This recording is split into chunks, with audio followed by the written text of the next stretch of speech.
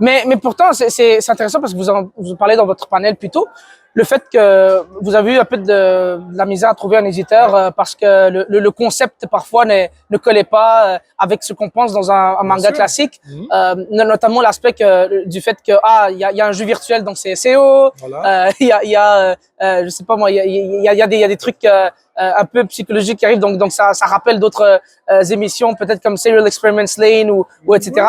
Donc peut-être il y aurait des éditeurs qui penseraient ben on a déjà fait ça. Alors, soit ça, ou alors, généralement, même sans parler de ça ressemble à, parce que George Lucas, quand il a fait Star Wars, ça ressemble au film de Kurosawa, voilà. Oui. Il le dit ouvertement. Moi, c'est pareil, j'étais inspiré de pas mal de choses.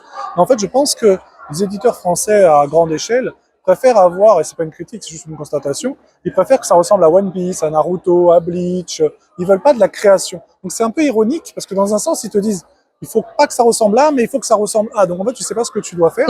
Moi, je pense qu'en fait, ce terrain, il est verrouillé. C'est-à-dire qu'en fait, les gens comme nous, qui sommes petits, comme les fourmis, bah, on est obligé de trouver des moyens annexes pour pouvoir se faire connaître. Et aujourd'hui, moi, je trouve que Oz est une victoire dans le sens où c'est un petit éditeur, Tartamudo Édition, mais derrière, c'est des Français qui ont bataillé pour pouvoir en arriver là.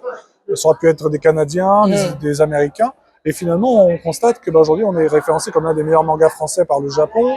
On a 25 cosplayeuses, ce qui est quand même pas rien, avec seulement 2 livres, pas 15 ou 40. Il y a des tatouages. Il y a une association qui s'appelle Assos, qui a été créée par des fans, pour des fans, où il y a des jeux de Oz, donc en format carte, en format beaucoup de choses. Et au final, moi, je suis pas le président de ça, c'est les fans eux-mêmes qui font vivre tout ça. Donc, ce qui est assez intéressant avec Chaos et moi, quand on a créé Oz, on n'avait pas anticipé le succès de Oz. On avait juste anticipé le scénario tel qu'il est écrit.